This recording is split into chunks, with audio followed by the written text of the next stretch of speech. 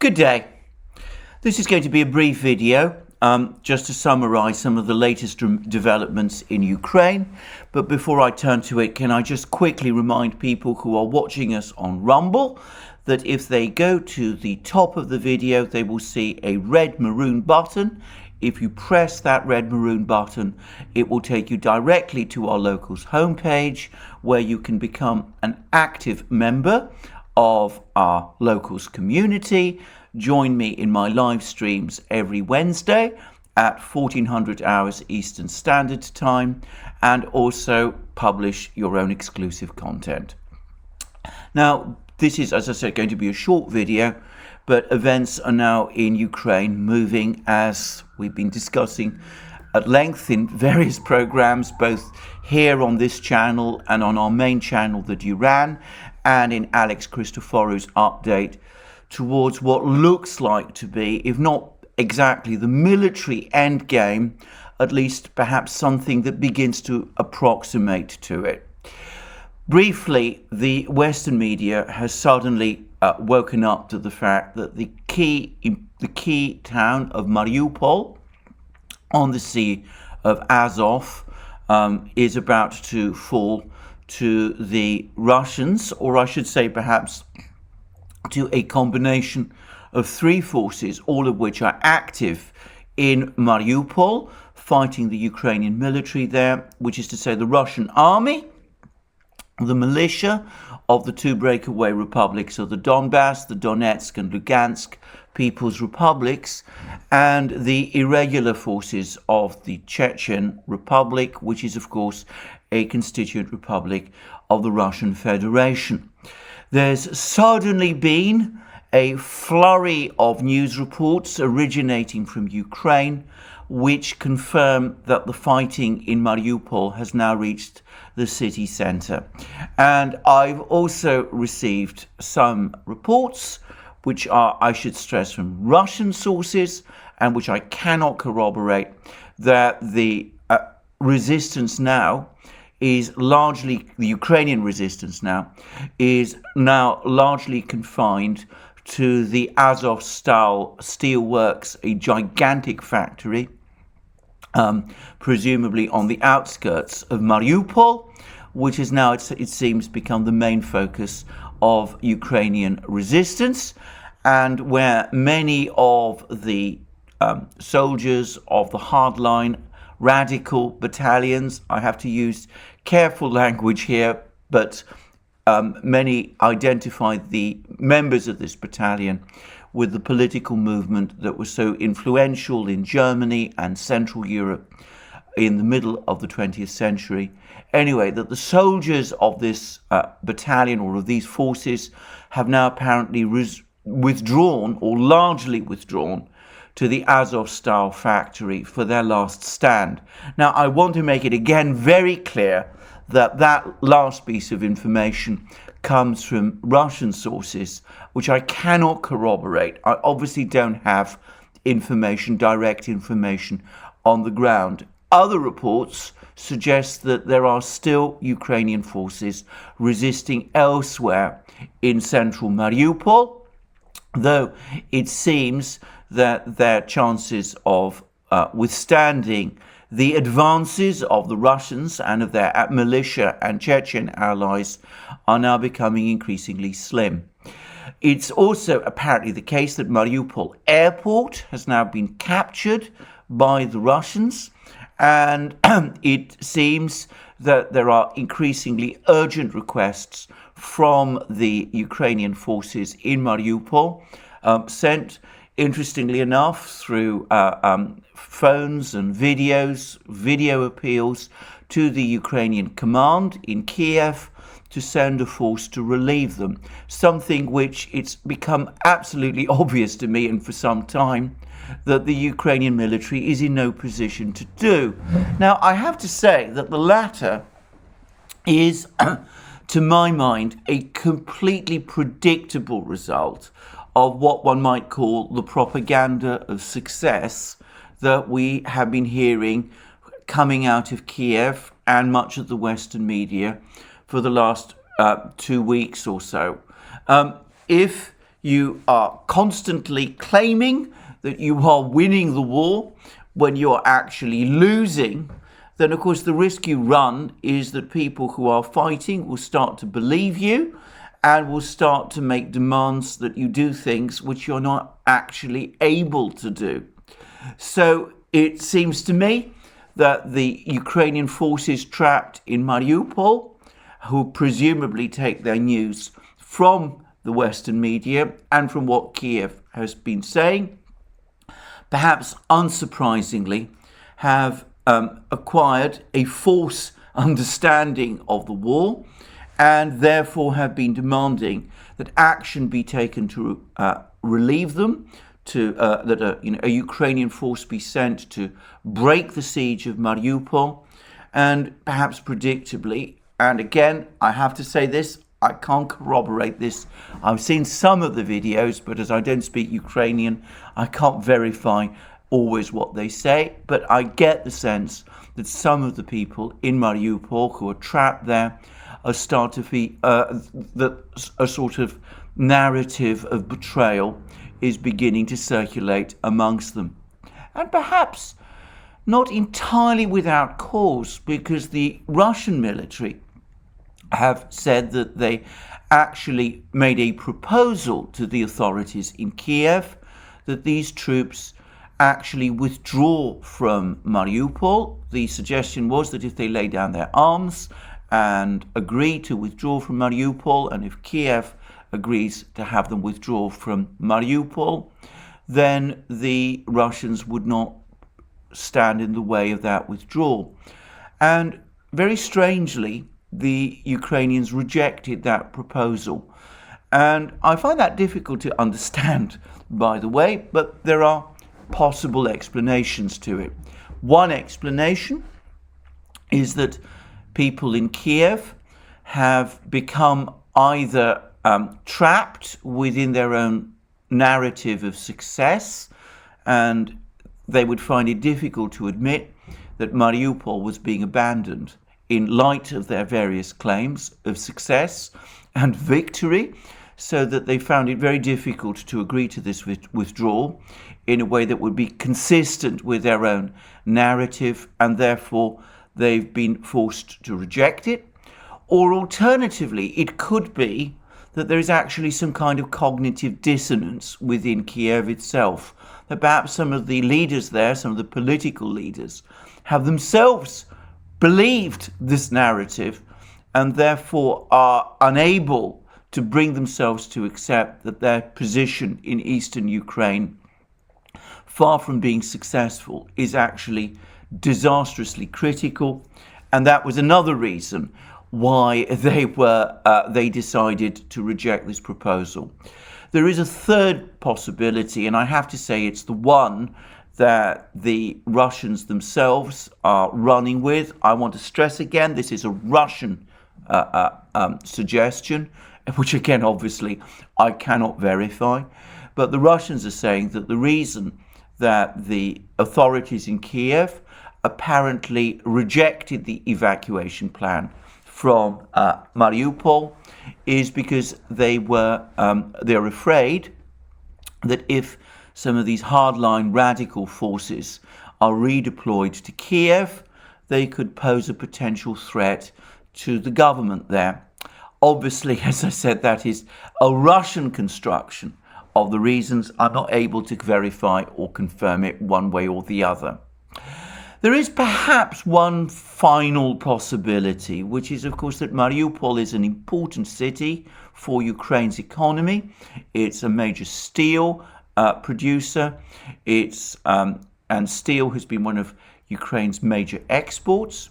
And, of course, it's also the last holdout that Ukraine has on the Sea of Azov. Its fall would be a recognition that the entire Sea of Azov is now under Russian control, and that the Russians now have a secure land bridge to Crimea. So perhaps there is a psychological inability to accept the retreat from Mariupol, because doing so would mean another admission that Ukraine is losing control of the Donbass and is losing control of the Sea of Azov, and that a Russian land bridge to Crimea is being created. I have to say that if the last is the reason, then I think it is a bad reason. I think that a military leadership should always take steps to protect the lives of its soldiers, difficult opinions as many of those soldiers appear to have, and I think that abandoning troops to their fate, encouraging them to engage in a hopeless last stand, is, to my mind, no kind of military strategy at all when it can serve no useful strategic purpose. It's all very well to expect soldiers to lay down their lives to fight bitterly to the end. If we're talking about a battle like, say, the one in Stalingrad, when keeping the soldiers going, the Soviet soldiers, the Red Army soldiers in that case, fighting was essential in order to achieve that larger objective of a strategic envelopment that the Red Army carried out over the course of the Battle of Stalingrad. But if the reality instead is that people's lives are being thrown away to no useful purpose, then that serves no conceivable military logic that I can see. And if the opportunity to withdraw these forces from Mariupol was indeed there, then I have to say it seems to me that this is not just a mistake, but even in military terms, a crime. Anyway, that is my own view. I'm obviously not someone, as most of you realise, who believes in heroic last stands. I don't really see the logic of them, and if they result in people losing their lives, I find that deeply objectionable. Anyway, elsewhere in Donbass, it seems things are also going increasingly badly for the Ukrainians. It seems that they are now being pushed back from the areas in the outskirts of Donetsk. This was apparently the strongest line that the Ukrainians had, and even that apparently is crumbling. And it seems that the situation in and around the town of Severodonetsk in the north is now becoming critical, and the prospect of a greater strategic envelopment of the Ukrainian forces, the entire Ukrainian forces in eastern Ukraine, in Donbass, now looks increasingly as if it's almost a done thing. We see, as I said, smaller encirclements around Mariupol, which is apparently now very close to arriving at its final point of collapse, and another encirclement around the town of Severodonetsk, which is also approaching the point of collapse. But it seems that the greater Ukrainian army in Donbass is now also in a position where its viability as a fighting force is becoming increasingly open to question. Meanwhile, the Russians have also been reporting that they have almost completed the blockade of the important southern city of Nikolaev. I call it Nikolaev. The Ukrainians refer to it as Mykolaiv, but I've always known it throughout my life as Nikolaev, and I'm going to stick to that name, which I understand, by the way, is the one that most of the inhabitants of the city actually use. This is an important city, apparently a very beautiful city. It's referred to in some places as a garden city, inaugurated by Catherine the Great, with a great naval arsenal and shipyard, apparently in severe disuse, which for many years was one of the major shipyards of the Russian and then the Soviet fleet. Well, it's been apparently now almost entirely encircled, and this has left the prospects of the Ukrainians holding on to the city, which, by the way, is west of Crimea, so it's far detached from the right fighting in the Donbass. It's left the prospects of the Ukrainian defenders in this city now is apparently becoming increasingly difficult. And by the way, there have been more reports of missile strikes specifically on Ukrainian facilities in and around the city of Nikolaev, with Ukrainian forces there apparently suffering from Russian missile attacks, which are becoming increasingly dangerous for them. And at this point, perhaps I should say that the Russians have now started increasingly, or at least they've first started using their more advanced supersonic and hypersonic cruise missiles.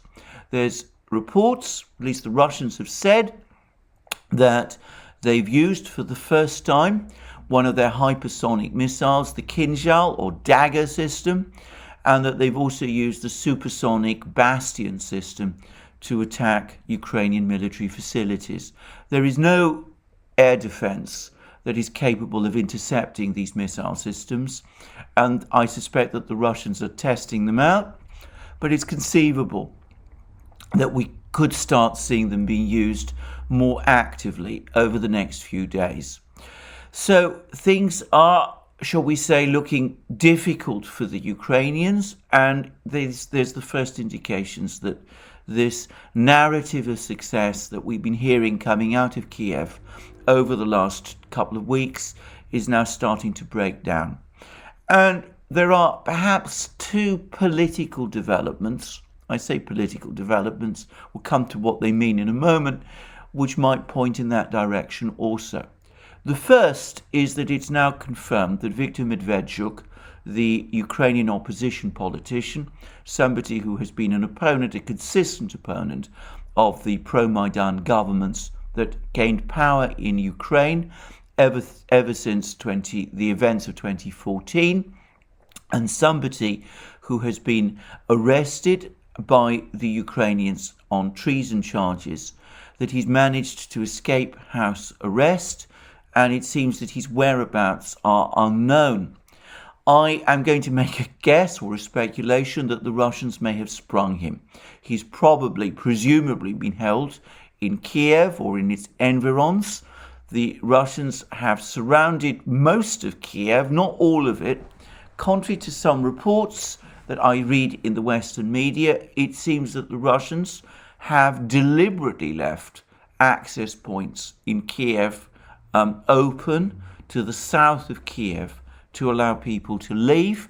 So Kiev is not completely surrounded and has never been completely surrounded at any point in the war. But whatever, the Russians are very close to Kiev. They're essentially surrounded it from the north and west, and to some extent the east. And I'm sure they have their own people in Kiev and have had it all the time. So I'm guessing, again, I don't know, that they are responsible for Viktor Medvedchuk's disappearance, that they presumably arranged for his escape, in which case he could be at the moment protected by the Russians somewhere. Perhaps he's even in Moscow. That's a guess. Possibly the Ukrainians will capture him, recapture him. Maybe he's hiding somewhere in Kiev at the moment. But, I think it is more likely than not that it is the Russians who have arranged this. But this is only a guess, again, on my part.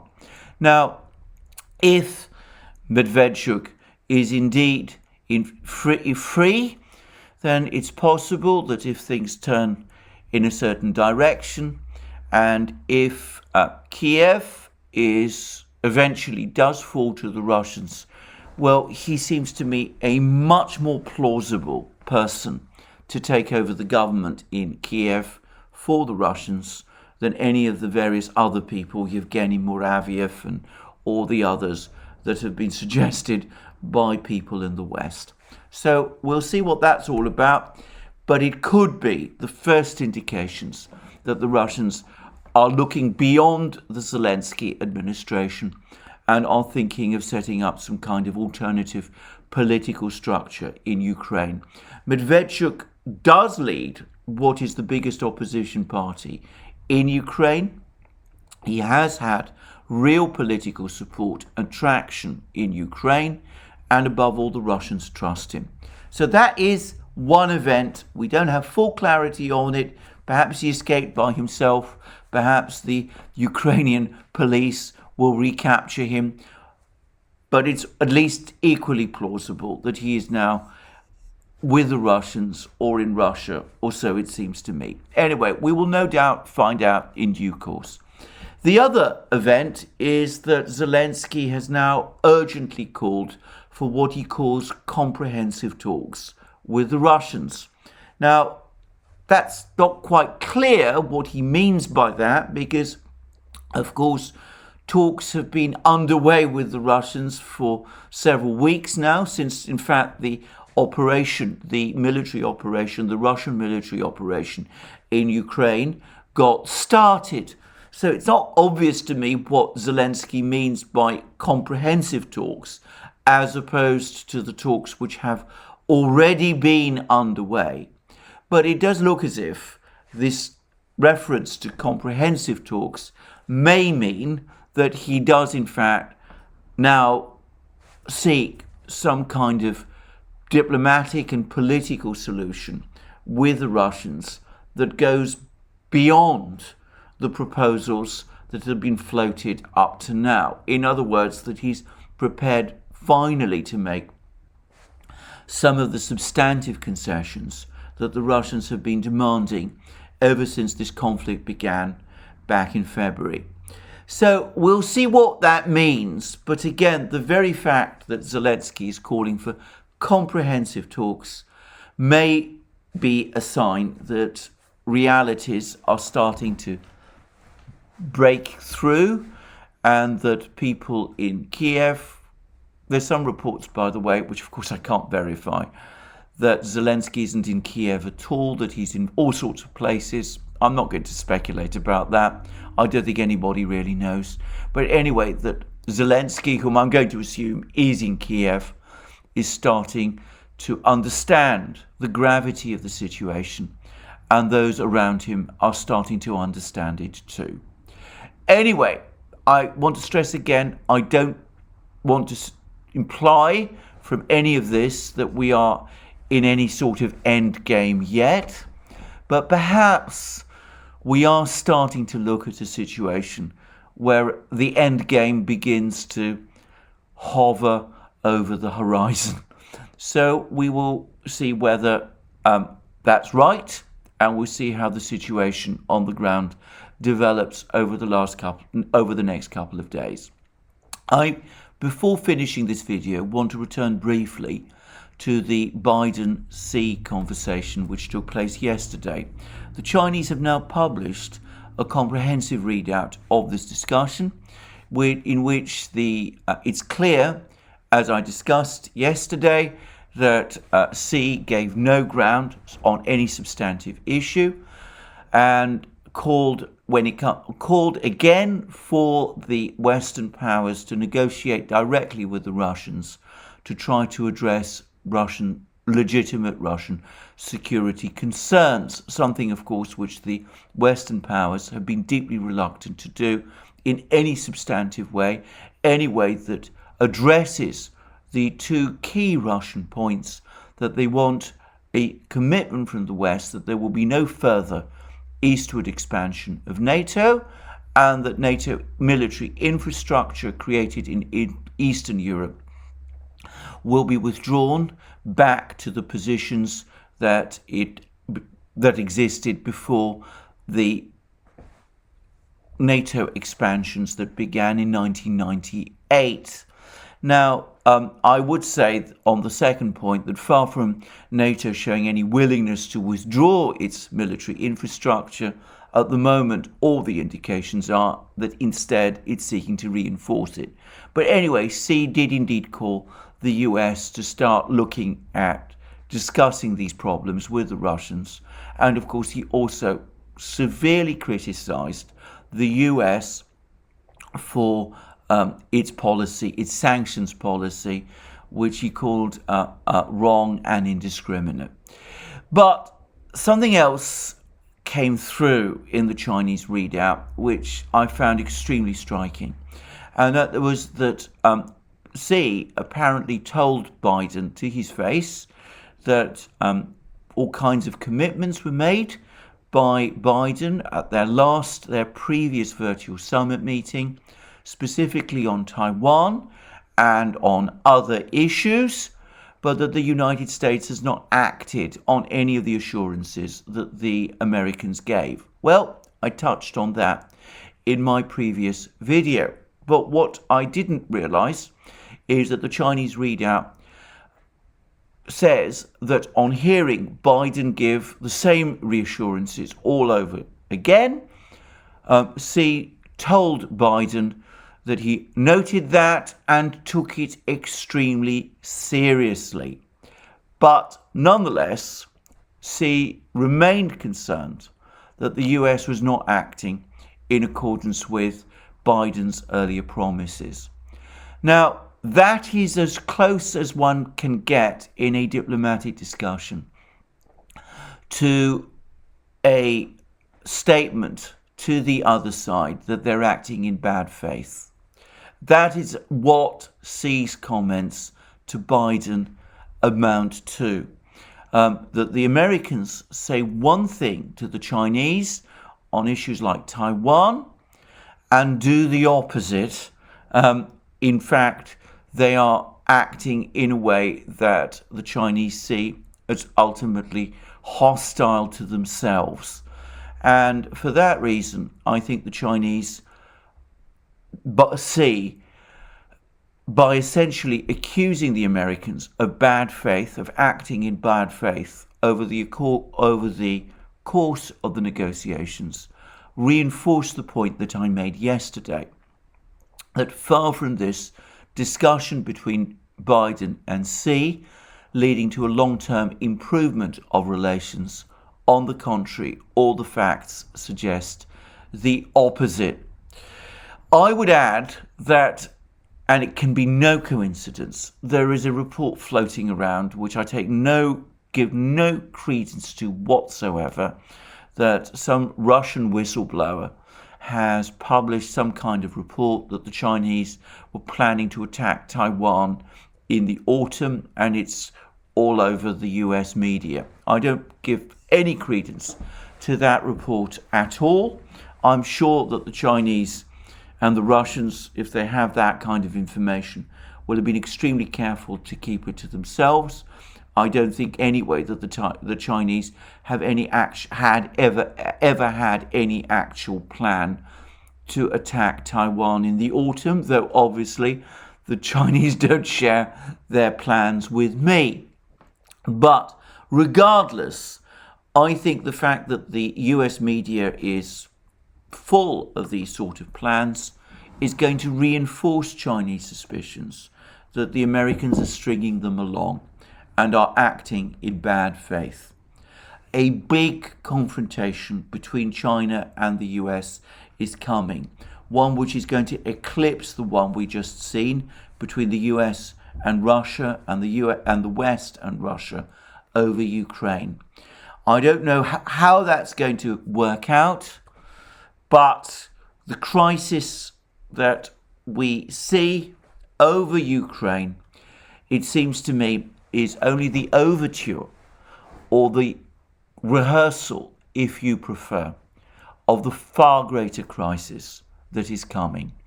Thank you for joining me for this program. I look forward to you joining me again soon in further programs both on this channel and on the Duran, where Alex Christoforou and I are incredibly busy and very active. And by the way, if you follow us on our lives, you will see that all sorts of people, the extraordinary Gonzalo Lira, who is reporting on events from Kharkiv, he is there. He is reporting to us about events in Ukraine from Ukraine itself.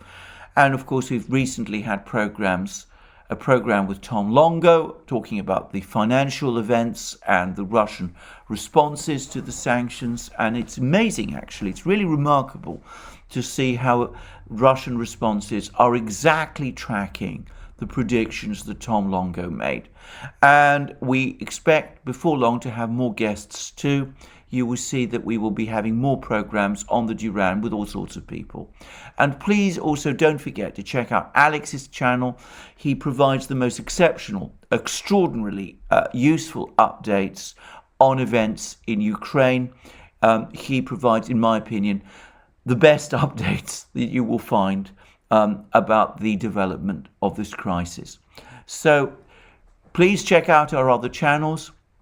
Please follow us on Rumble and Locals and on our various other platforms. Support us if you can via Patreon and Subscribestar. Remember to support us if you wish by coming to our shop, but you will also find amazing things there like bomber jackets and mugs and all the rest. And last but not least, if you've liked this video and you wish to support this channel, then please remember to tick the like button and to check your subscription. Thank you for joining me again today. More from me soon.